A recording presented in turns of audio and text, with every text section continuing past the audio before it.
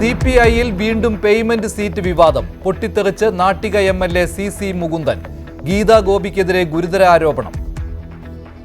നിലവിൽ ഇത്ര അപകടകാരിയായിരുന്ന ഗീതാ ഗോപിയെ പേയ്മെന്റ് സീറ്റ് കൊണ്ട് മേടിക്കുന്നു പറയുമ്പോൾ എനിക്കത് എന്തോ സംശയം നിലനിൽക്കുന്നു. പേയ്മെന്റ് സീറ്റ് എന്നോ നില തോന്നാനുള്ള കാരണം ഞാനും 5 വർഷം ഭരിച്ചതാണ്. ഈ ഗീതാ ഗോപി 10 വർഷക്കാലം ഈ മണ്ഡലത്തിൽ നിന്നതാണ്. 5 വർഷം 10 വർഷം നിങ്ങൾ പരിശോധിക്കപ്പെടാൻ തന്നെ ബാധിക്കില്ലെന്ന് ഗീതാ ഗോപി.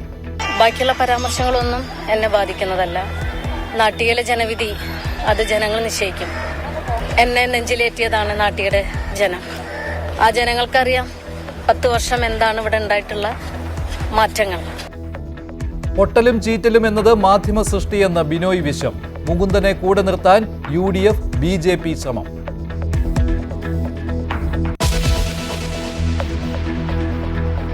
സ്വതന്ത്രനായി മത്സരിക്കാൻ ഇല്ലെന്ന് രാഹുൽ മാങ്കൂട്ടത്തിൽ.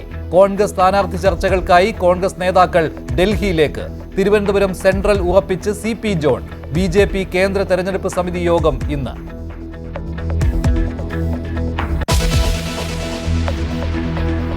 ഷാഫി പറമ്പിലിനോടും രാഹുൽ മാങ്കൂട്ടത്തിലിനോടുമുള്ള അഭിപ്രായ വ്യത്യാസം തുറന്നു പറഞ്ഞ് ചാണ്ടി ഉമ്മൻ.